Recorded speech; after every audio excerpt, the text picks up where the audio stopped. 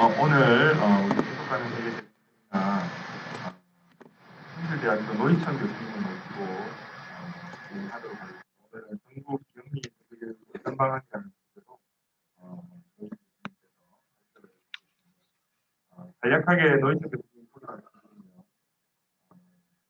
특이하게 서울대 공대 재료공학부 서울대 경영학과에서 석박사를 마치시고 회계학으로 석사를 마치셨습니다. 그리고 이제는 대학교 이 정부에게 관련해서는 예산이나 후원에 관련 그런 문제도 많이 있고 비영리 쪽으로도 연구를 많이 했습니다. 물론 이제 기업 쪽으로 조세 쪽으로도 연구를 많이 했습니다. 그래서 저희가 오늘 정부에게 관련 교육을 앞으로 생각하고 있던 부분에 대해서 얘기를 들어보겠습니다. 노희천 교수님 큰 박수 부탁드립니다.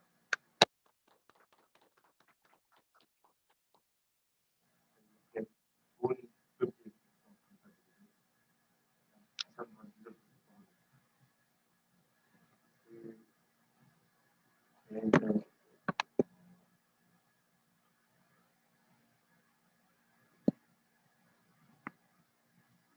연구 관련해서 지금 이제 의원님께서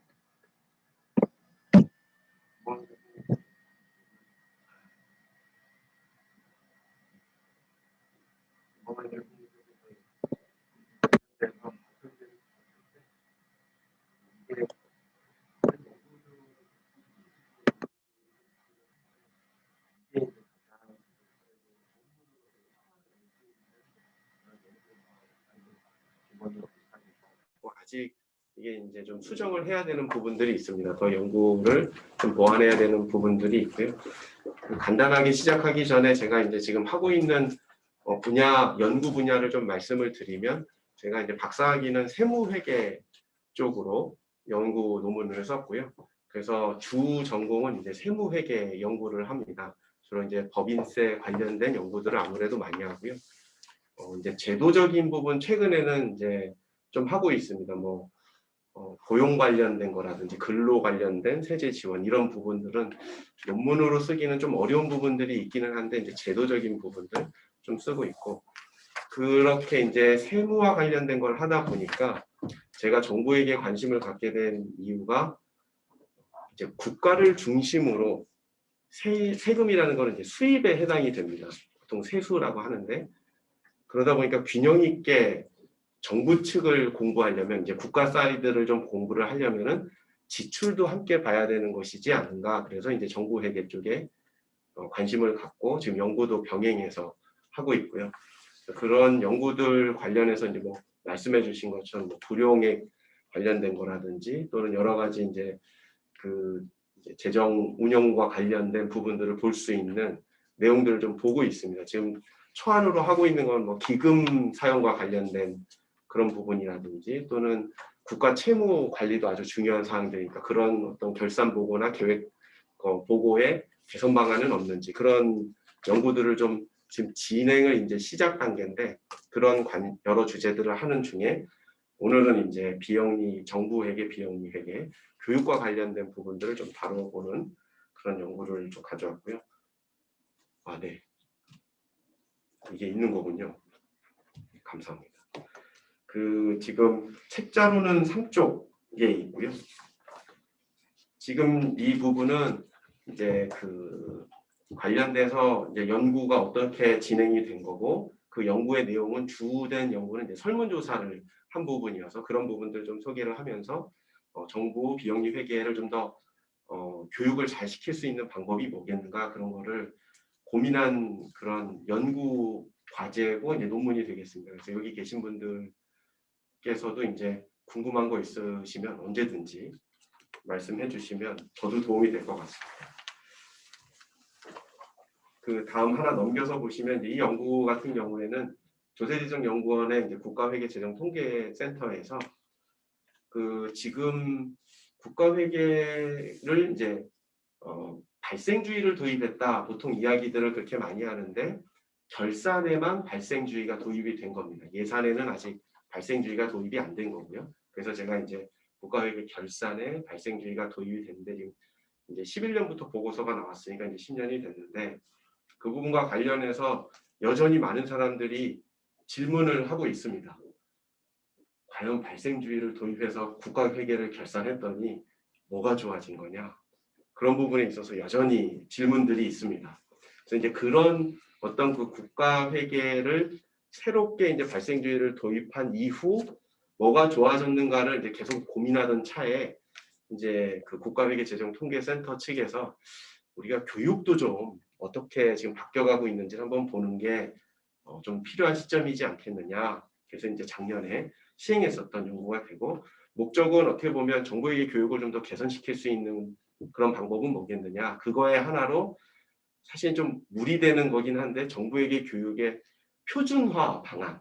그러니까 뭔가 이제 교육 과정을 좀 더 무슨 우리로 치면 이제 강의 계획서 같은 거라든지 또는 교재에 이렇게 표준적인 어떤 방안을 좀 제시할 수 있지 않겠느냐. 그런 걸 요청을 했습니다.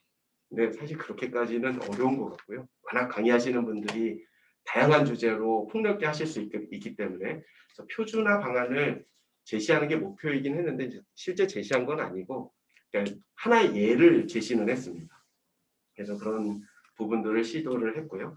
여기서부터는 이제 저희가 조사했었던 내용들을 간략하게 이제 이거를 그 연구 보고서가 한 150쪽 정도 되는 거를 지금 논문으로 이렇게 축약을 해서 주로 개선 방안을 위주로 이제 접근을 하려고 하는데 아무래도 이제 그러다 보니까 조금 설명은 많이 되어 있지 않고 그냥 그런 논문에 나와 있는 표를 이렇게 넣었습니다. 그래서 간략간략하게 좀 봐주시면 좋을 것 같고요. 이제 아주 사전적으로는 과목이 얼마만큼 개설이 됐는가, 과연 이제 정부회계 그리고 사실은 정부회계하고 비영리회계가 좀 섞여서 한 과목에서 같이 강의하는 경우들도 있다 보니까 그래서 이제 함께 조사를 했고요. 그래서 그 강의를 하는 그런 비율을 놓고 보면은 사실은 개설을 하는 뭐 학과 같은 경우 뭐 한 60여 개, 그런 정도. 왜냐하면 이제 개설은 돼 있는데 강의가 안 되는 경우들도 있기 때문에 그래서 개설 학과라고 보면 한 69개 또는 70개 이렇게 볼 수 있는데 생각보다 그런 것보다 좀 적고 실제 강의가 되는 거는 이제 그 4쪽에 있는 그 슬라이드 3쪽에 있는 거를 보시면 한 62개 학과가 개설이 돼 있고 대학원도 일부 근데 뭐 대학원은 아무래도 좀 더 상대적으로 좀 적은 느낌이기는 합니다만 그래서 한 60여 개 정도의 학과에서 강의를 개설하고 있고 이제 정부회계만 강의하거나 비영리회계만 강의하는 게 아무래도 좀 더 많고요. 이제 같이 강의하는 경우들도 있는데 이 자료에서는 사실 저희가 이제 임의적으로 좀 나눴습니다. 이제 그거 이렇게 2014년까지와 2015년부터 2020년까지 기간으로 이제 1구간, 2구간 나눴는데 이렇게 이제 나눴었던 이유 중에 하나는 약간의 의도가 들어가 있는데 그게 이제 국가회계재정통계센터가 원래는 한국공인회계사회에 있다가 한국조세재정연구원으로 이제 이전이 됩니다. 아무래도 이게 이제 공적인 영역이 강한 거니까 민간 협회 쪽에 있기가 어렵겠다. 그래서 그 구분이 되는 시점이 이제 2014년, 15년이다 보니까 그런 부분들을 좀 고려해서 이제 15년 이후에 좀 더 정부회계 관련된 그러니까 강의들이 좀 더 많아졌다 이런 거를 보기 위해서 봤고요. 연도별로 이제 쭉 이런 것들을 좀 보고 그래서 어떻게 보면은 이제 그 발생주의가 도입되기 전 국가회계 결산에 있어서 발생주의가 도입되기 전이 이제 2008년 이전일 거고요. 그 이후부터는 이제 체계적으로 정비가 되는 건데 그 정비되는 시점을 나름대로 어떤 그 좀 변화가 있는 연도를 잡아봤습니다. 그래서 국가회계법이 제정되는 시점, 또 이제 조세재정연구원으로 통합되는 시점, 재정정보연구원이 만들어지는 시점, 또 비영리회계를 고려해서 이제 공익법인 회계 기준이 제정되는 시점 이렇게 이제 저희가 나름대로 제도적인 변화가 있는 시점을 가지고 그 이후에 그 시기에 맞게 이제 강의가 어떻게 개설이 되는가 그런 부분들을 좀 조사를 했고요. 뭐 특별히 이게 사립대 국공립대 간에 이렇게 차이가 있고 그런 것 같지는 않습니다. 저희는 이제 혹시 어떤 사립대와 국공립대 간에 좀 차이가 있을까 싶어서 이제 봤는데 그렇지는 않았던 것 같고요. 아무래도 이제 제일 많이 개설되는 시점 중에 하나가 이제 2008년 이전은 훨씬 오랜 기간이 누적되어 있는 거기 때문에 좀 단순 비교가 어렵습니다만 2009년에서 2013년이 아무래도 이제 국가재정법, 국가회계법으로 이제 새롭게 만들어지면서 그때가 이제 제일 활발하게 많이 만들어지던 시기라고 보여지고요. 그다음 이제 아무래도 국가회계재정통계센터 같은 게 생기는 그 무렵도 상당히 중요한 시기였던 걸로 보여집니다. 그리고 그 이후 이제 2016년부터는 강의가 개설이 안 되는 것은 아니지만 좀 증가 속도가 좀 주춤한 걸로 보여진다. 이렇게 해석을 하고 있고요. 저희가 이제 교육이 어떻게 실질적으로 이루어지고 있는가를 살피는 것이 목적인데 주어져 있는 시간 안에 그 강의하시는 교수님께 가가지고 정말 교육을 어떻게 하십니까? 이렇게 물었으면 가장 좋은 연구였겠지만 여러 가지 제약상 그렇게 할 수는 없었습니다. 이제 뭐 코로나19가 있기도 했고 그걸 또 어떻게 강의하시는 교수님의 강의를 한 번 들어서 저희가 뭐 강의가 어떻게 되는지 알 수도 없을 거고 그렇다고 저희가 뭐 강의 시간마다 다 들어가서 그 모든 강의를 이렇게 관찰하거나 뭔가 한다는 거는 워낙 어려운 일이지 않았겠습니까? 그래서 그렇게 하면 좋겠다라는 생각만 했고 아예 그 시도도 못했고요. 그래서 그러면 우리가 강의가 어떻게 이루어지는가는 어떻게 알 수 있겠느냐? 그래서 일단 첫 번째가 교재가 어떤 게 있고 그 교재에 포함되는 내용들은 뭐겠는가? 왜냐하면 교재마다 특성들이 있기 때문에 모든 내용을 다 다루는 거는 아닐 수 있겠다. 그래서 이제 나름대로 뭐 개념, 기준, 또 뭐 기초적인 거, 실무적인 거, 어떤 회계적인 내용이 좀 얼마나 많이 들어가 있느냐를 보기 위해서 회계 순환, 해외적인 동향을 보거나 그런 외부 환경의 변화를 알 수 있는 그런 주제들로 한 6가지로 분류해서 그런 내용들이 담겨져 있는 또는 그거에 초점을 두고 있는 책들 해서 나름대로 이제 분류를 해봤고요. 이제 23개의 교과서의 차트를 보고 또 중간중간 내용을 보면서 나름 분류를 해봤습니다. 근데 이렇게 단순하게 분류할 수 있는 거는 아니고요. 왜냐하면은 이제 핵심적인 주된 내용이 어디에 있느냐를 가지고 한 거기 때문에 뭐 예를 들면 지금 김경호 교수님 책에 그러면 나머지 뭐 기준이라든지 순환 과정의 내용이 전혀 없는 거냐? 그런 거는 아닙니다. 핵심이 어디 있느냐를 보고 나름대로 정리했다 이렇게 보시면 되겠고요. 저희가 이제 그 교재를 이제 워낙 다양한 내용들이 다 반영되어 있다 보니까 그래서 그 연구자들이 좀 논의를 해가지고 그 연구자들의 강의 경험에 기초해서 그 정부 비영리회계의 강의의 내용들을 크게 8 이제 부문으로 나눠봤습니다. 그래서 이제 기초가 되는 부분, 또 이게 행정이 들어가는 부분이다 보니까 재정과 예산에 관련된 부분, 또 정부 회계 전체적인 구조, 그다음 세부적인 항목에 대한 정부 회계 자산, 정부 회계 부채, 그리고 관리계적인 내용들도 다뤄줘야 되는 부분이 있거든요. 성과 관리를 한다든지 어떤 내부 통제를 해야 되는 부분도 있기 때문에 그래서 내부 관리, 또 그런 것을 통한 이제 실제적인 성과가 났는지를 확인하기 위한 보고 및 성과 평가. 그리고 이제 비영리 회계는 저희가 너무 많아져서 이제 하나로 그냥 다 합쳤습니다. 비영리 회계도 세부적으로 나누려고 봤더니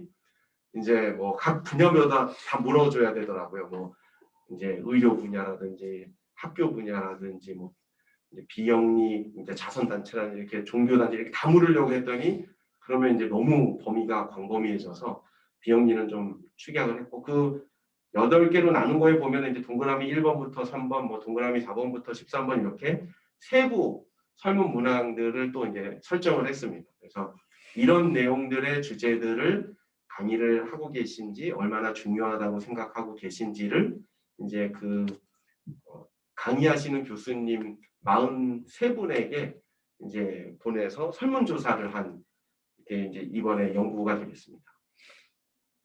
그래서 이 부분은 이제 전체적으로 8개 비중이 어떻게 되십니까? 하고 물어봤습니다. 그래서 저희가 이제 혹시 특정 분야만 강의를 하실 수도 있다고 판단을 하고 최대 이제 50%까지 설정을 했습니다. 아마 근데 그런 경우는 극히 드물게 나오는 것 같긴 근데 없진 않더라고요. 있기는 있습니다.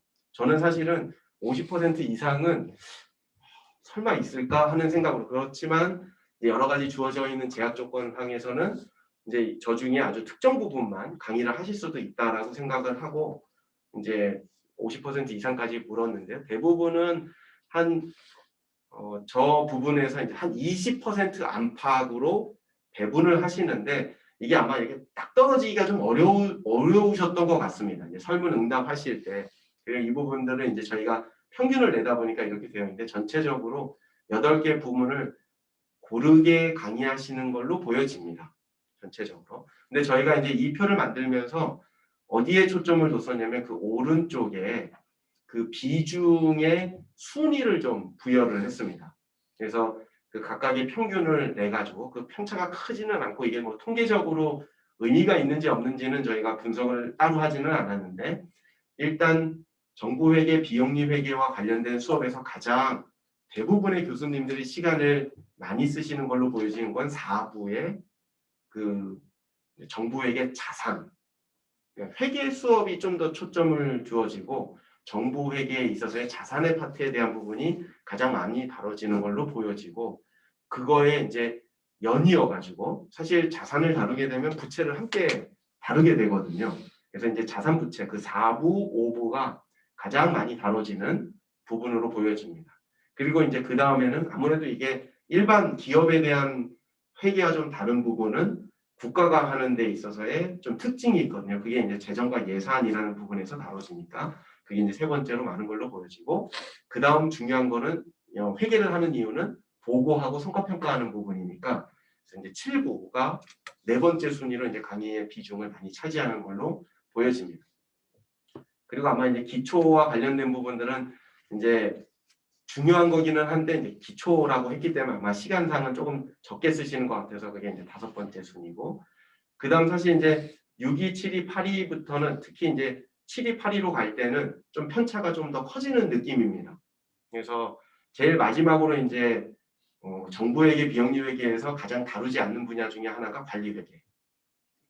그리고 비영리회계는 이제 비영리회계 관련돼서 이제 독립적으로만 비영리회계만 강의하는 경우들도 있기 때문에 그래서 이제 많이 강의하시지만 생각보다 시간은 좀 적게 나온 걸로 보여집니다. 그래서 이런 부분들을 가지고 저희가 이제 강의가 어떻게 이루어지는가를 보려고 했고 설문조사를 이제 하나하나 다 보여드리면은 시간이 많이 소요될 수 있는데 제가 이제 저희 연구자들이 설문 문항을 만들었던 그 일종의 제목 같은 것만 이제 소개를 했습니다. 저 그 논문으로 만드는 데에는 저 내용을 다 담기가 어려워서 빠져 있거든요. 그래서 요거는 이제 강의 발표하는 데만 지금 발표 자료에만 넣어놨고요. 그래서 연구자들이 이제 모여가지고 당신은 뭘 가르치세요? 뭐 이렇게 해가지고 서로 가르치는 거를 다 일단은 합친 겁니다. 그러다 보니까 이제 세부 내용들이 상당히 방대하게 설정이 됐고요. 그래서 이제 하나만 잠깐 보시자면 뭐 2부에 재정과 예산 그러면 이제 국가 재정이라는 게 뭐고 재정 체계, 통합 재정 보고 예산 뭐 관련된 사항들을 쭉 묻고 예산 안에 관련된 절차, 결산의 개념 뭐 이런 내용들을 이제 강의하십니까? 다 물어서 나 이건 조금씩 하는데 그러면 다 넣은 겁니다. 그런 방식으로 이제 설문 문항을 묻고 이런 내용들을 뭐 강의를 하십니까? 이런 내용들에 중요하다고 생각하십니까? 이렇게 설문조사를 했다고 이해를 해주시면 감사하겠습니다. 여기는 이제 그 글씨가 좀 안 보일 수 있기 때문에 이 다음부터는 이제 중요도를 물었습니다. 이제 앞에서는 전체적인 시간 비중을 물었고 이 뒷부분에서는 이제 그 시간 비중을 그냥 단순히 시간을 많이 쓰느냐 적게 쓰느냐가 아니라 얼마나 중요하게 다루십니까? 이렇게 묻는 게 더 좋은 거라고 판단을 하고 이제 각 항목마다 이제 다 넣어놨고요. 여기서는 세세하게 다 보지는 않고 저희가 이제 뒷부분에 뭐 문제점 또는 개선 방안을 유도하는 차원에서 여기 보시면 이제 입습습이라고 이제 그 국제 공공부문 회계기준위원회에서 만드는 그 이제 관련된 여러 가지 내용들이 있는데 그 위원회 관련된 사항들은 아무래도 많이 다루는 것 같지 않습니다. 근데 요거를 저희가 이제 설문조사할 때 넣었던 이유 중에 하나는 지금 우리나라는 자체적인 그 국가회계 기준을 가지고 있습니다. 근데 뭐 호주나 뉴질랜드 이런 데에서는 저희 입세스비에서 만드는 공공부문 국제 공공부문 회계 기준을 지금 도입해서 그거를 쓰는 접근들도 꽤 있거든요. 그래서 어떻게 보면 이제 우리나라도 어떤 부분에 있어서 고민을 해야 되는 시점이 올 수도 있겠다. 우리가 자체적으로 만들어서 하는 게 좋은 건지 아니면 이제 뭔가 국제적으로 통용되거나 또는 표준화되어 있는 어떤 그런 회계 기준을 도입하는 게 좋은 건지 이런 고민들을 이제 해볼 수 있는 뭐 아직 연구는 없는 것 같기는 합니다. 이제 저 같은 경우는 이제 그런 연구를 해야 되고, 근데 그런 부분들이 후속적으로도 연구가 되려면 이제 학부 또는 대학원생 단계에서 교육도 되고 있어야 되거든요.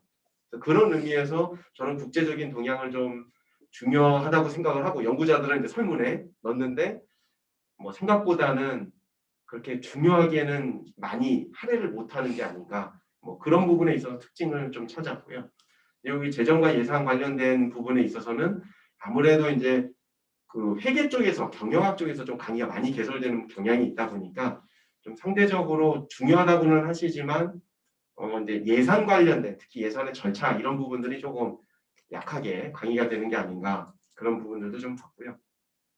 그 다음에 저는 이제 저희 연구자들은 어떤 부분들도 좀 고민을 했었냐면은, 이게 교육이기 때문에 현재의 국가회계 기준을 아는 것도 중요하지만 연역을 아는 것도 중요할 수 있다. 어떻게 지금 제도가 바뀌어가고 있고 어떤 지금 우리의 흐름이 있기 때문에 향후에는 어떤 방향으로 우리가 더 개선을 해야 된다든지 이렇게 바뀌어 나가야 된다. 이런 것들을 이해하려면 이제 연역 같은 것들도 중요할 거다. 그리고 다른 나라와의 비교도 중요할 거다. 그래서 그런 부분들이 보이실지 모르겠는데 이제 화면으로는 보이는데, 이제 대한민국 정부에게 뭐 개선의 연역이라든지 각국의 뭐 비교라든지 이런 부분들도 이제 중요할 거라 생각했는데, 오히려 그런 연역적인 거나 각국의 비교보다는 현재 상황들을 좀 초점을 두고 해주신 걸로 같고요. 그 다음에 디지털 예산회계 시스템이라든지 이제 그 관련된 자동 분기와 관련된 좀 시스템적인 부분들은 아무래도 기술적인 부분들이 많다 보니까 강의를 좀 적게 해주시는 게 아닌가,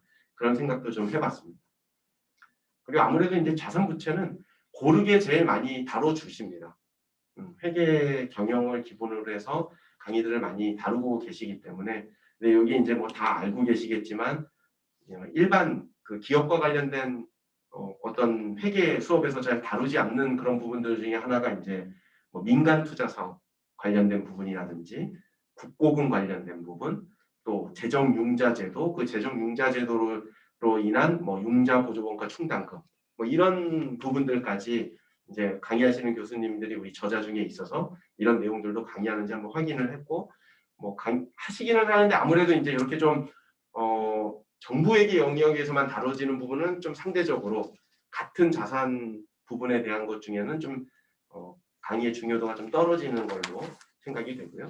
부채도 마찬가지입니다. 이제 아무래도 이제 가장 중요한 부분은 국가 채무, 국가 부채 뭐 개념을 구분한다든지 그런 것들이 국가계획에서 어떤 의미가 있는 건지 이런 것들을 다루는 게 가장 중요하게 다뤄지고, 실제 설문에 응답해 주신 교수님들께서 그렇게 답을 해주셨고, 근데 역시 여기에서도 예를 들면 전대차관 같은 국가기관에서만 있을 수 있는 어떤 좀 독특한 유형의 어떤 부채 같은 것들은 아무래도 좀 덜 다뤄지는 경향이 있는 것 같다. 그래서 저희가 이제 자산 부채와 관련해서는 빠진 항목이 있을 수 있기 때문에 저희가 모든 정부에게 자산이나 정부에게 부채를 다 설문을 한 게 아니기 때문에 저희가 이제 이 설문에서는 어떤 것들을 도출하고자 했었냐면, 기업 회계 또는 일반적인 회계 수업에서 다루는 자산 부채 항목들은 국가 회계 내에서도 잘 다루다. 정부 회계 내에서도. 근데 사실 정부 회계 쪽에서 좀 더 비중 있게 다뤄져야 되는 부분은 정부 회계에만 있는 또는 정부 회계에서 상대적으로 더 중요한 그런 자산 부채 항목들의 강의가 좀 더 비중이 높을 줄 알았는데, 또는 중요하다고 생각하실 줄 알았는데 생각보다는 그렇지 못한 게 아닌가, 그런 이제 조심스러운 짐작을 저희가 좀 했고요. 관리회계 쪽도 이제 아무래도 제일 적게 다뤄지는 부분 중에 하나인데, 제 생각에는 아무래도 지금까지의 정부회계 교육이 발생주의 결산 뭐 이런 쪽에 많이 초점을 두고 있다 보니까 이제 정부회계에서 여러 가지 관리를 해야 되거나 뭐 이제 내부 의사결정에 반영하기 위해서는 이런 관리회계적인 요소들을 많이 적용해야 됨에도 아직은 좀 상대적으로 약한 것이 아닌가, 이런 생각을 좀 해왔습니다. 개인적으로는 이런 관리회계에 관련돼서는 저희 저자들도 상대적으로 다른 분야에 비해서는 강의가 적게 되고 있으니까 설문의 항목도 상대적으로 적은 겁니다. 그러니까 저희도 적고, 그러니까 저희 연구하는 사람도 적게 강의를 하고 있고, 설문에 응답하시는 교수님들도 관리회계 쪽은 적게 이제 하고 계신 거가 아닌가 그렇게 저희가 이제 생각을 하고 있고요. 그다음 이제 뭐 성과와 관련, 그러니까 보고와 성과 관련해서 어떻게 보면은 저희가 국가회계 결산을 발생주의로 전환을 한 가장 중요한 이유 중에 하나라고 보여집니다. 특히 이제 어떤 그 성과 중심의 예산과 그것을 이제 보고하는 과정에 있어서 발생주의로 이제 결산하는 부분들이 연계되기 때문에 그래서 가장 중요한 부분이라고 생각되고 뭐 전체적으로는 중요하게 잘 다뤄지는 걸로 보여집니다. 근데 평균을 놓고 보면 아무래도 약간 이제 일반적인 국가 정부에게 자산 부채보다는 조금 적게 이제 좀 덜 중요하게 생각하는 경향이 있다 이렇게 보여지고요. 비영리회계는 저희 교수님들 중에서도 강의를 많이 안 하는 부분도 있기도 하고 훨씬 통합적으로 축약해서 강의하는 그런 경향들이 있다 보니까 그리고 설문의 조사가 너무 많아져서 이제 좀 부담이 설문에 응답하시는 교수님들이 부담이 될 수 있겠다 싶어서 이제 이렇게 전체적인 것들만 좀 물어보고요. 사실 저 하나하나 뭐 예를 들면 의료기관 회계 처리 관련된 부분들도 생각보다 복잡하고 세부적으로 물어야 되는 것들이 많을 텐데 그렇게까지 상세하게 조사는 못했습니다. 근데 전체적으로는 비영리회계에 관련된 분야들이 좀 적게 좀 덜 중요하다고 생각하시는 경향이 있어 보인다. 이렇게 결론을 내렸고요. 그 다음 이제 그 외에 혹시 지금 현재 강의를 하지 않으시더라도 이제 강의를 뭐 해야 된다고 생각하시거나 중요하다고 생각하시는 영역들이 뭐가 있으시겠습니까? 이게 이제 그런 것들을 좀 물었고 그 부분과 관련해서 이제 이 정보를 어떻게 뭐 이용하고 활용하고 뭐 이런 부분에 대한 의견들을 좀 주신 걸로 보여집니다. 그리고 이제 해외 사례를 분석하자 이런 부분들은 그 이제 선행 연구들을 보면 초기 연구들은 도입하는 시점에 이제 다른 나라는 어떻게 하고 있지 이런 것들을 많이 했는데 지금은 오히려 해외 사례 분석에 대한 그런 부분들은 많이 좀 안 하시는 것 같고 오히려 요거는 이제 강의 교육과 관련된 거긴 하지만 제가 이제 지금 관심 있게 보고 있는 그런 주제 중에 하나가 다른 나라들이 어떻게 지금 또 변해가고 있는가. 최근 한 2010년 이후부터 10년 정도의 그 어떤 국가회계 동향들은 어떻게 되는가, 정부회계 동향 어떻게 되는가 이런 것들을 좀 지금 보고 있는데 그런 차원에서는 저는 해외 사례 분석들도 조금 더 이루어질 수 있으면 좋지 않을까 하는 생각도 하고 있고요. 중요하다고 생각하시는데 이제 뭐 아무래도 강의의 비중도 그렇게 많은 것 같지 않고 시간도 많이 과목도 보통 하나 정도가 개설되는 부분이 있다 보니까 어떻게 하면 이걸 좀 더 중요하게 교육을 더 할 수 있겠습니까? 그랬더니 이제 뭐 전공 교육을 좀 강화하자 이런 부분이 있었는데 의외로 일자리와 연계시킬 수 있게 교육을 하자. 이런 정부에게 강의를 들으면 뭐 취업이라든지 어떤 부분에 있어서 그 연관되게 만들어야 되지 않겠느냐 이렇게 봤고 저희가 이제 43분의 교수님들에게 이제 설문조사를 했고 그 중에 이제 4분의 교수님께는 저자 중에 이렇게 저희가 물었습니다. 이제 개별적으로 한국들 보내서 그래서 신청 인터뷰를 좀 해서 그 부분은 이제 보고서의 내용에 정리를 좀 해놨는데 요약을 해보자면 저희가 아무래도 이제 이 연구가 주어진 기간도 좀 제한이 있고 저희가 고민을 하긴 했었습니다. 얼마만큼 범위를 넓혀서 연구를 할 거냐. 이제 심층 인터뷰에 해주신 그 교수님들의 첫 번째 반응은 왜 교수만 설문조사했어요? 학생도 해야죠. 저희도 사실 생각을 안 한 건 아니었는데 학생을 최종적으로 이제 설문조사에서 이번에는 뺍시다 했던 게 코로나19여가지고 이게 학생들이 학교도 못 오는데 설문조사를 하면 응답이 되겠느냐. 그리고 이제 학교 간 편차가 있으면 또 안 될 수 있지 않습니까? 설문조사가 이제 학교 간 그런 것들도 다 고려해서 해야 되는데 그러려다 보니까 기술적으로 너무 어려웠던 겁니다. 저희가 교수님들은 그래도 저희끼리 알고 하는 부분들도 많고 하니까 정 안 되면 저희가 전화라도 드려서 부탁도 드릴 수 있고 한데 그래서 이제 학생은 설문조사가 현실적으로 좀 어렵지 않겠느냐. 주어져 있는 연구 기간 중에는 그래서 이제 뺐더니 역시 그거 왜 안 했느냐 이런 얘기들이 좀 있었고 근데 단순히 이제 설문조사를 왜 안 했느냐라기보다는 그 학생 관점에서 교육을 뭐 이제 개선한다든지 그런 그 학생에게 도움이 되는 교육을 좀 생각할 필요가 있다. 저도 매우 동의하는 그런 부분들이고요. 그래서 그런 내용들이 이제 저희가 나왔는데 지금 이 논문이나 이 연구과제 내용에는 빠져 있고 향후 이제 이런 학생들 관점에 수요자 관점에 어떤 그 교육의 만족도라든지 개선 방안과 관련된 사항들은 따로 한 번 더 연구 과제를 해야 될 사항이지 않을까 이렇게 지금 생각을 하고 있고요. 그리고 이제 저희도 역시 고민을 했었는데 이게 많지는 않지만 정부회계와 비영리회계를 한 과목에서 강의하시는 교수님이 계시다 보니까 이제 어쩔 수 없이 저희가 정부회계와 비영리회계를 다 동시에 설문을 했습니다. 그런데 그러다 보니까 이제 비영리회계에 대한 설문조사는 상대적으로 적었고 또 이게 또 접근법이 좀 다를 수 있는데 이거를 좀 구분해야 되지 않았겠느냐 이런 말씀을 주셨고 그리고 이제 저 맨 마지막에 있는 거는 이 활용 측면에서 놓고 보면은 공무원들이 주 대상이지 않겠느냐 또는 공무원도 교육의 대상이지 않겠느냐 근데 그런 부분들이 좀 빠졌다. 이제 정부 측 쪽을 뭔가 좀 이런 교육이라든지 활용과 관련된 거를 연구할 필요가 있겠다 이런 말씀을 주셨습니다.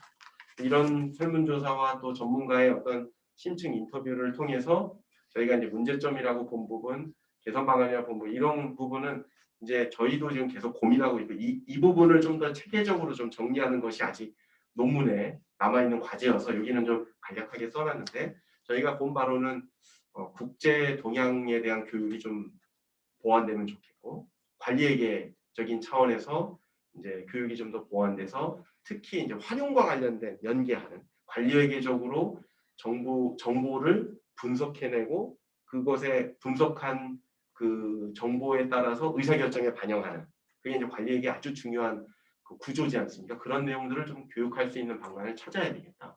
그리고 뭔가 실무와 연계할 수 있는 그런 부분들, 특히 정보회계 교육에 정부에게 많이 갖고 있는 그런 특징들을 어떻게 잘 정리해서 어떻게 더 강조할 것인가 이런 부분들이 좀 필요하고 또 어려운 영역이지 않습니까? 회계만 있는 게 아니라 또 이제 행정이라든지 이런 재정이라든지 그래서 행정학, 경제학 이런 요소들도 다 있다 보니까 그런 부분들을 어떻게 종합적으로 가르칠 것인가 이런 부분들이 좀 더 고민이 필요해 보이고 그것을 이제 개선하기 위해서는 뭐 제가 늘 하는 말인데 좀 국가가 돈 좀 써라.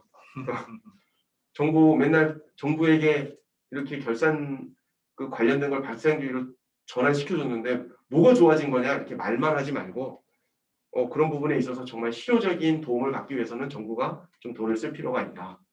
그리고 이제 어떻게 보면 그 실무 교육과 연계해서 뭐 예산의 특징, 또 정부에게 특징, 그래서 가장 최근 부각되고 있는 게 재정 건전성이라는 용어로 요약될 수 있어서 그런 부분들을 키워드로 삼아서 이제 그 재정 건전성을 강화하기 위해서 그럼 예산이 뭐고 예산을 어떻게 활용하는 거고 정부에게서의 재정 건전성이 왜 기업보다 훨씬 더 중요하고 그런 식으로 만들 수 이렇게 교육 과정을 좀 만들면 좋지 않겠느냐 그런 것들을 좀 제안하려고 하고요. 그다음에 이제 이거는 설문은 못한 건데 전문가분들 교수님께서 일자리와 연계해라. 그래서 저희가 지금 생각하고 있는 거는 공무원 시험에서 정부에게 관련된 어떤 문항의 비중이라든지 이런 부분을 좀 대폭 늘릴 필요가 있지 않겠느냐. 그래서 그리고 이제 뭐 특별한 좀 전문가 양성 과정 같은 그런 부분들을 좀 더 한시적으로 정부의 예산으로 교육 과정을 운영하는 방법들이 있지 않겠느냐. 이게 이제 저희가 전체적으로 이 마지막인가요? 예. 그래서 이런 차원으로 저희가 연구 과제를 한 4개월 정도 진행한 것을 정리하고 있고 지금 이런 것들을 좀 잘 이제 해서 더 많은 교수님들이 보실 수 있게 지금 논문으로 작업을 하고 있고요. 제가 이제 시간을 잘 맞춰서 한 번 이상 발표 마치겠습니다. 감사합니다. 감사합니다. 이게 사실 교육하고 있는 내용을 이렇게 정리해서 어떤 내용이 좀 더 보완이 필요하고 어떤 내용이 실제 강의가 되는지를 이제 조사한다는 게 쉽지는 않고 이거를 또 체계적으로 좀 정리하는 게 쉽지 않은 것 같은데 잘 정리를 하셨고 잘 설명해 주신 것 같고요. 이게 지금 이제 저는 좀 보면서 궁금한 게 아까 여기 과목 개설 현황을 보면 지금 이제 행정계열에서 개설된 게 한 41% 정도고 이제 나머지 한 60%는 경영이랑 회계, 세무 뭐 이쪽에서 이제 개설이 되는 것 같은데 이제 그렇게 되면은 이게 그 가르치는 교수님들도 대충 이 정도의 비중이라고 보면 되나요? 아니면 행정계열에서 경영학 쪽에 백그라운드를 가지신 분이 강의하는 경우는 많지는 않을 것 같고. 네, 네. 아마 저희가 그렇게까지 딱 조사를 하진 않았는데 네네. 저희가 이제 저 정도가 이제 그 해당하는 전공 교수님, 그러니까 행정학과에 속하신 교수님이 강의하신다고 전제를 했기 때문에 아마 대략 저 정도일 거다. 특히 이제 국공립대 같은 경우는 네, 자꾸 얘기했지. 국공립대 같은 경우는 이제 전체적으로 정부회계, 비용유예계가 이제 고르게 강의되고 있고 특히 행정계열 관련된 부분들이 꽤 있었기 때문에 그래서 많이 이루어지는 게 아닌가 싶어요. 이걸로 할까요? 예, 그거 하시면 됩니다. 예. 알겠습니다. 그래서 이게 지금 아마 그 교수님의 백그라운드가 뭔지에 따라서 아마 강의 내용이 조금 차이가 많이 있을 것 같거든요. 예, 그래서 아마 이제 회계 쪽을 가르치는 교수님, 그러니까 회계를 하셨던 교수님 같은 경우에는 회계 쪽에 대한 조금 더 자세한 설명, 그 다음에 행정을 하셨던 분은 그 아까 예산이나 재정이나 이런 부분들에 대해서 조금 더 강의가 있을 것 같은데. 예. 근데 이제 제가 궁금한 거는 학생들 설문을 안 하셨으니까 사실은 좀 그 부분에 대해서 뭐 그 설문조사 결과는 안 가지고 계실 것 같습니다만은 아까 학생들 수요라고 얘기를 하셨잖아요. 네, 네. 그 학생들의 수요라는 입장에서 그렇고 회계하고 재정 그 두 개 어느 게 좀 더 많은 얘기를 좀 그 정부에게 수업을 통해서 들었으면 좋겠는지 이런 부분들에 대해서 혹시 좀 저희가 경험이나 이제 그냥 경험상 네. 정부회계에 학생들의 관심이 많아진 그 시점이 그 공인회계사 시험 1차에 정부회계 영역이 국가회계 4문제, 지방자치단체 회계 1문제에서 5문제가 1차 시험에 이제 회계학에 반영이 됩니다.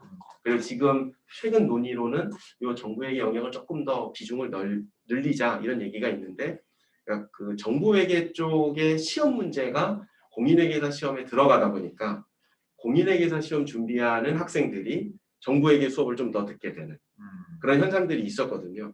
그러니까 제 생각에는 근데 아무래도 이제 이게 경영 쪽에 관련된 시험이다 보니까 행정학 쪽에서 커버되기보다는 이제 경영 계열 쪽 학과에서 수업을 통해서 이제 다뤄질 거고 그래서 아마도 좀 회계 위주로 좀 더 접근이 되지 않을까. 무슨 재정이나 예산이나 이런 부분들에 대한 내용들보다는 좀 회계 접근으로 많이 이루어지고 있습니다. 근데 아무래도 이게 현실적으로 저희도 알고 있거든요. 이거를 문항수를 늘린다든지 뭐 문제를 어렵게 낸다든지 이러기에는 학생들이 공부를 뭐 하기에도 좀 어려운 부분이 있고 학교에서 수업이 충분히 개설이 안 되니까 그런 부분도 있고 또 그런 부분에 있어서 어떻게 보면은 정부회계 때문에 공인회계사 시험에 불합격하는 게 적정한 거냐 이렇게 이제 물으면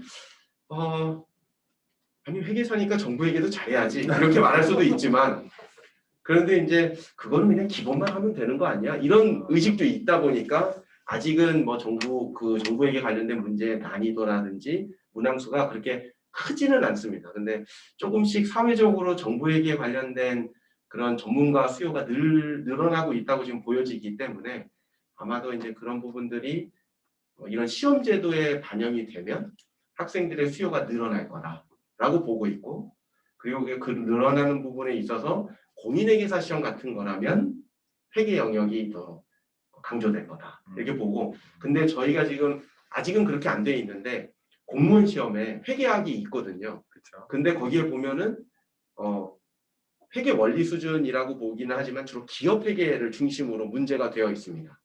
그래서 저희는 물론 기업 회계가 정부 회계하고 동떨어진 것은 아니기 때문에 기업 회계를 잘하면 정부 회계도 잘할 수 있는 기초가 되는 건 분명하나 공무원이라면 오히려 국가회계를 또는 정부회계를 중심으로 공부하도록 유도하고 기업회계를 좀 보조적으로 알게 하는 게 더 좋은 접근이 아닐까 생각을 하고 있거든요. 그래서 그쪽은 좀 연구를 했으면 좋은데 아직 뭐 과제 뭐 이런 거는 못했고 근데 만약에 공무원 시험에 회계학에 정부회계 쪽이 많이 비중이 늘어난다면 이쪽은 행정 영역을 많이 넣을 수 있지 않을까. 왜냐하면 이게 공무원들은 결국 재정을 다루고 예산을 다루고 그러면 이제 행정학 쪽에서도 이런 국가회계, 정부회계 이런 쪽의 과목을 더 개설해 주실 수 있고 그거를 바탕으로 공무원들의 회계적인 기초 지식이 특히 국가 어떤 재정을 운영하는 데 있어서 필요한 회계 지식을 충분히 갖출 수 있도록 유도할 수 있지 않겠는가. 이쪽은 모르겠습니다. 이제 제가 이렇게 얘기하면 또 야 너 그렇게 가가지고 너 경영대 교수, 회계학 교수 맞냐 이런 소리 들을 수 있기 때문에 제가 이제 근데 그런 거에 상관없이 정말 필요로 하는 영역이 뭘까? 제 생각에는 공무원들은 좀 회계와 재정 또는 예산을 균형 있게 알아야 되기 때문에 그렇게 이제 과목 시험 과목이 바뀐다면 수요자 관점에서도 재정학도 또는 뭐 그런 예산 관련된 행정 시스템에 관련된 것도 같이 공부를 많이 하지 않을까 그렇게 예상해보고 있습니다. 그 말씀해 주신 것처럼 사실 행정고시 2차에도 회계학이 있는데 그 회계학이 그러니까 이게 행정고시 2차 시험이 뭐 제가 준비할 때도 회계학이 있었고 근데 이제 회계학이 사실은 좀 전략 과목이라서 점수를 잘 준다 이렇게 해서 이제 선택을 하는 학생들이 있는데 아무래도 조금 심리적으로 좀 어렵다 이런 생각이 들어서 많이는 선택을 안 하는 것 같은데 근데 행정고시 2차의 회계학 과목도 역시 기업 회계 중심으로 나와가지고 사실은 이 부분은 좀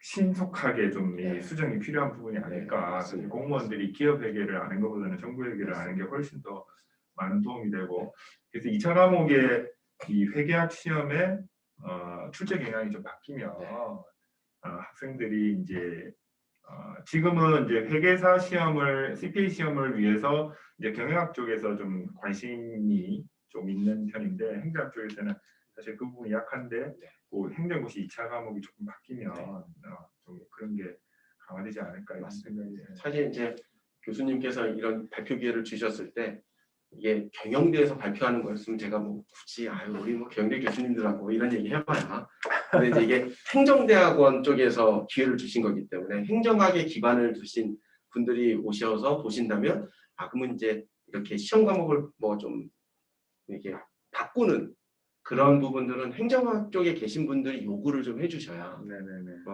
우리 공무원이 기업회계를 몰라도 된다는 의미는 아니지만 정부회계, 국가회계, 뭐 또는 지자체 회계를 좀 충분히 알아야 되지 않냐. 그래야 뭐 그걸 가지고 정보를 어떻게 만들어 달라고도 요구할 수 있고 만들어진 정보를 어떻게 쓸지 고민도 할 거고 그런데 아무도 그런 고민을 안 하거든요. 만드는 사람만 고민하고 있습니다. 그것도 회계하는 면면. 그래서 제 생각에는 이런 부분들은 뭐 이제 김보환 교수님이 아셨으니까 아마 꼭 바뀌지 않을까. 교수님이 기고를 한번 좀 해주시죠. 제가 하면은 행정학이 있으니까 그런 소리 한다고 얘기할 거고. 그다음에 이제 또 하나 이제 조금 재밌는 게 여기 관리회계에 대한 교육이 미흡하다라는 건데 사실 이 부분이 이제 기존의 정부회계는 이제 재무회계 입장에서 아마 지금 뭐 제가 그 설문조사를 누구한테 했는지 정확하게 제가 알지는 못하지만 아마 그 강의하시는 그러니까는 경영학 쪽에서 강의하시는 분들도 대부분 재무회계 하시는 분들이 강의를 많이 하시니까 정부회계의 관리회계 측면은 아마 조금 소홀히 하고 있고 본인들도 좀 컴포터블하지 않으시니까 아마 그러신 걸로 생각이 드는데 근데 이제 저도 관리회계 부분이 정부회계에서 되게 중요하다고 생각이 들고 어쩌면 이게 공무원들한테 또 더 필요할 수도 있는 그런 의사결정에 더 필요할 수 있는 그런 부분이라고 생각이 드는데 지금 관리회계를 잘 강의하고 있는 그런 뭐 좀 사례라든지 이런 것들 조금 얘기를 해주실 수 있나요? 뭐 구체적으로 뭐 얘기를 해주실 수 있나요? 엄청 어려운 질문하시네요. 죄송합니다. 그렇게 사안별로 예를 들면 뭐 각 영역마다 가장 잘 뭐 강의하시는 분이라든지 또는 가장 잘 뭐 만들어져 있는 교재라든지 이렇게 아주 세부적으로 다 조사를 못했고 지금 말씀하신 것처럼 일단 박사과정 회계학이나 경영학의 이제 박사과정 중에 생각보다 정부회계 전공자가 거의 없습니다. 그러니까 이제 정부회계 그 관련된 또는 뭐 비영리를 포함해서 그런 박사학위 논문을 써서 졸업하는 경우가 거의 없습니다. 그러다 보니까 아무래도 이제 이쪽에 전공자가 적고 그러면 그거는 결국 뭐냐면 다른 배경, 뭐 저같이 세무회계 배경을 갖고 있는 사람이 갑자기 교수되고 관심이 좀 더 생기면서 강의하는 또는 뭐 재무회계 배경을 갖고 있는 분들이 하고 있는데 관리회계 배경을 갖고 계신 교수님이 생각보다 정보회계, 비영리회계를 강의하시는 경우가 없습니다. 그렇죠. 대부분 다 재무. 대부분 재무회계 또는 저같이 세무회계 요 정도. 그러니까 사실은 관리회계 배경을 갖고 계신 교수님이 국가회계를 뭐 이런 부분에서 좀 중요하다 하고 전환을 해서 또는 뭐 같이 하고 있다면 그런 사례들을 저희가 좀 이제 더 많이 볼 수 있지 않을까 싶은데 제가 생각하기에는 그 배경이 아무래도 관리회계 배경을 가지시고 정보회계 강의를 하시는 교수님이 상대적으로 거의 없다 보니까 좀 적을 뭐 그런 좋은 사례가 찾기가 어렵지 않을까 하는 생각이 있고요. 지금 사실은 그래서 저도 이제 제 주변에 이제 뭐 동료 교수들하고 특히 이제 관리회계 하시는 분들하고 야 우리 국가회계 그런 부분에 있어서 관리회계적인 여러 가지 가장 기본이 되는 것들을 좀 접목시키자. 그래서 지금 원래 하려고 하는 그런 부분들이 저희 사실 이제 숭실대 박진아 교수님이 관리회계 하시니까 그래서 지금 연구 계획을 뭐 하려고 했었던 게 국가채무관리계획서라는 게 있거든요. 그거를 계획도 하고 결산 보고도 합니다. 결과 보고도 합니다. 그런데 거기에 보면은 나름대로 이제 이게 보고서니까 상당하게 많은 양으로 이게 보고가 되는데 그 국가의 어떤 많은 보고서에 보면은 원인에 대한 분석이 거의 없습니다. 그러니까 예를 들면은 목표치가 있었는데 목표치를 초과했다든지 목표치에 미달했다든지 그러니까 초과는 좋은 거라고 치고 목표에 미달한 거는 나쁜 거라고 치면 어떤 사유로 초과했고 어떤 사유로 미달했고 그러니까 초과와 미달은 보고합니다. 근데 초과와 미달의 원인까지는 보고를 못합니다. 그러니까 못하는 건지 안 하는 건지 아니면 뭐 여러 가지 제약이 있어서 알고도 안 한 건지 그것까지는 모르겠으나 그 보고서 상에는 그런 원인에 대한 분석들이 많이 없습니다. 그러다 보니까 반복됩니다. 동일한 현상들이. 특히 이제 국가 채무 계획을 최근에 이렇게 보시면은 목표치, 그러니까 뭐 이제 목표치가 있지 않습니까? 우리 재정 건전성 때문에 국가 채무는 GDP 대비 몇 %를 넘으면 안 되겠다. 그게 뭐 이제 그 숫자가 뭐 몇 % 해야 되는지는 모르겠는데 그게 한 3, 4년 전에는 40%였고 지금은 60%로 올라갔고 그러면 40%, 60%에서 올릴 때 왜 올리는지 이유가 없습니다. 왜 올려도 되는지 이유를 제시 못합니다. 그런 부분들이 없는 거죠. 그리고 예를 들면 그 부분에 있어서 이제 그 매년 추정하게 돼 있거든요. 5개년 보고를 하게 되어 있기 때문에 그래서 올해 보고가 나오면 뭐 24년, 25년 거까지 보고가 나면 지금 아마 24년 거까지 계획이 나와 있을 텐데 그런 것들이 나오면 그 부분에 있어서 목표치가 있고 그거를 매년 다시 다 추정해서 차이를 다 볼 수 있거든요. 작년에 계획했던 목표와 실제 달성된 숫자가 다른지 같은지 사실 다른지 같은지는 다 보여줍니다. 근데 왜 다른지 아무도 안 보여줍니다. 그래서 이 부분, 그러니까 관리회계적으로 접근을 해야 되는 부분은 우리가 목표가 있었고 그 목표의 실제 값이 있지 않겠습니까? 그러면 그 예상값과 실제 값의 차이를 분석해야 됩니다. 그게 관리회계에서 가장 기초가 되는 이제 차이 분석이지 않습니까? 그래서 이제 그런 부분들을 박진아 교수님하고 야 이거 관리회계에서 보면은 가장 기본이 되는 건데 이런 보고서에 하나도 없더라.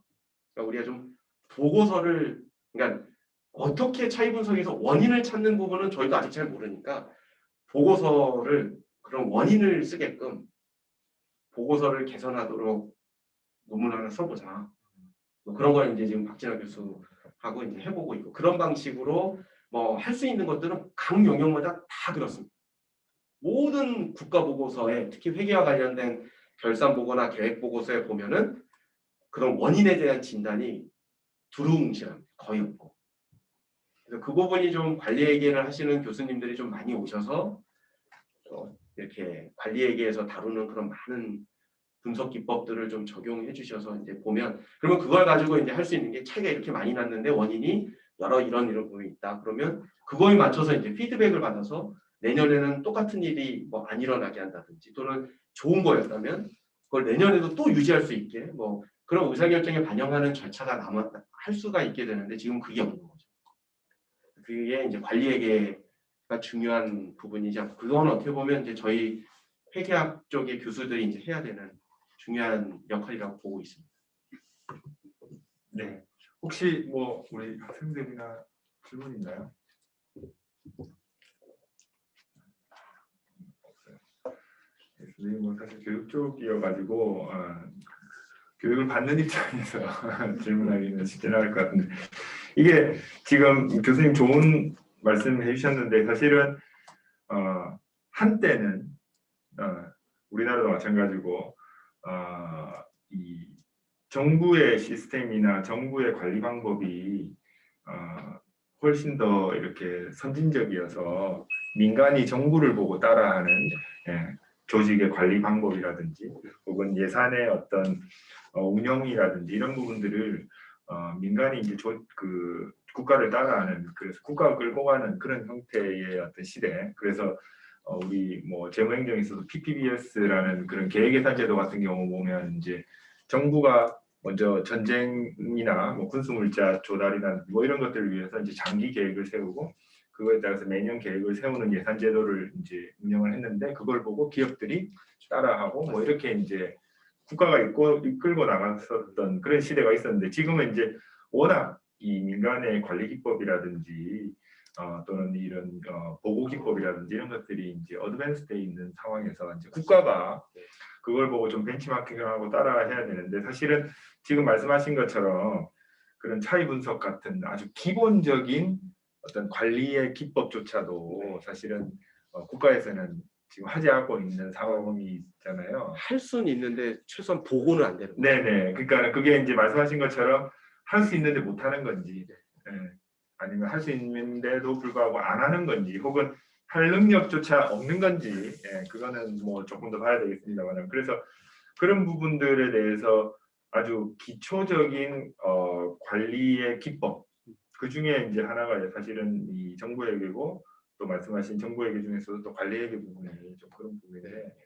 그런 부분에서 앞으로 좀 더 우리 교육하는 입장에서도 그렇고 연구하는 입장에서도 그렇고 좀 더 좀 그 연구가 이루어져야 되지 않을까 그런 생각을 해봅니다.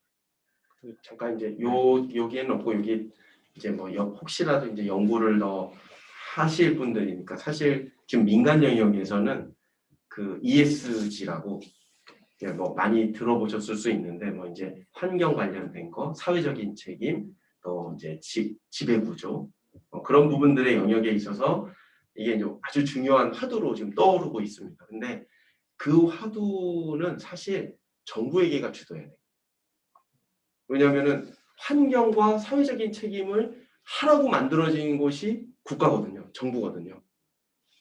그러니까 사실 어떻게 보면은 물론 이제 공기업 평가에 ESG 요소가 들어가 있기는 합니다만 그렇게 공기업만 하게 해서는 되는 게 아니고 각 부처가 정말 ESG 관점 사실 뭐 G는 뭐 잘 모르겠습니다. 그런데 환경과 이제 어떤 그 사회적인 책임 또는 지속 가능 경영 뭐 이런 느낌 관점의 그 내용들이 핵심적으로 이렇게 검토가 돼야 되는 기관은 사실 국가입니다. 국가. 근데 국가가 그 이슈를 민간에 뺏기고 있습니다. 민간 엄청 나가고 있거든요. 그래서 저는 개인적으로는 사실 물론 저도 이제 그런 민간 영역에 있어서의 ESG가 필요하니까 당연히 그런 연구도 지금 보고 있고 하고 있지만 사실은 제가 이제 정부에게 좀 관심이 있고 아니고 그럼 정부에게 하시는 교수님 그럼 국가한테 요청하는 야 국가 니들 뭐 하고 있냐 환경 얼마나 잘하고 있는지 사회적인 책임 얼마나 다 잘하고 있는지 그런 것들을 계속 물어야 되거든요. 그리고 그 부분에 대해서 국가 보고서 내라. 이렇게 단순히 발생지에 따른 결산 보고로는 충분하지 않다. 뭐 기업으로 치면 지속 가능 뭐 경영 보고서, 뭐 지속 가능 뭐 이런 보고서들을 뭐 자율적으로 내고 있지 않습니까? 국가는 의무적으로 내게 했어야 되는 거예요. 훨씬 더 빨리부터. 근데 이제 그런 부분들이 제도적으로 아직 정비가 안 되고 제 생각에는 이제 발생주의만 하는 것도 힘에 벅찼던 것 같기는 합니다만 그래서 좀 이런 부분들은 그 뭐 민간 영역에서 하는 거는 그거는 하는 거고 국가도 그런 부분에 있어서 그냥 공기업만 ESG 관련돼서 하는 게 아니라 각 부처들의 어떤 성과 평가에 이런 ESG 요소를 접목시켜야 되는 게 아닌가. 사실 그런 쪽에 이제 어떤 연구들을 해보고는 싶은데 어떻게 해야 될지 몰라서 무슨 자료가 있는 것도 아니고 다른 나라 지금 하고 있나 싶기도 하고 근데 어쨌든 그런 부분들에 있어서 혹시 또 관심 있는 부분들이 계시면 그런 ESG 그런 요소들을 좀 정부 기관에서도 할 수 있게 뭔가 연구도 되고 제도 정비도 되고 할 수 있게 좀 연구를 해주시면 어떨까 하는 생각을 좀 하고 이제 여기에는 담진 않았습니다. 오늘 주제가 좀 벗어나서. 예, 교수님 뭐 오늘 정부에게 이 영역을 기존의 재무회계에서 또 관리회계 또 ESG까지 굉장히 많이 확대를 해주셔서 사실 이런 확대가 좀 필요한데 좀 그 부분에 대해서 정부도 그렇고 학자들도 그렇고 관심을 가질 필요가 있을 것 같습니다. 네, 그러면은 뭐 시간이 다 됐고 해서 오늘은 오늘 세미나는 이것으로 마치도록 하겠습니다. 오늘 다시 한번 정 교수님께 다시 한번 감사드립니다. 큰 박수로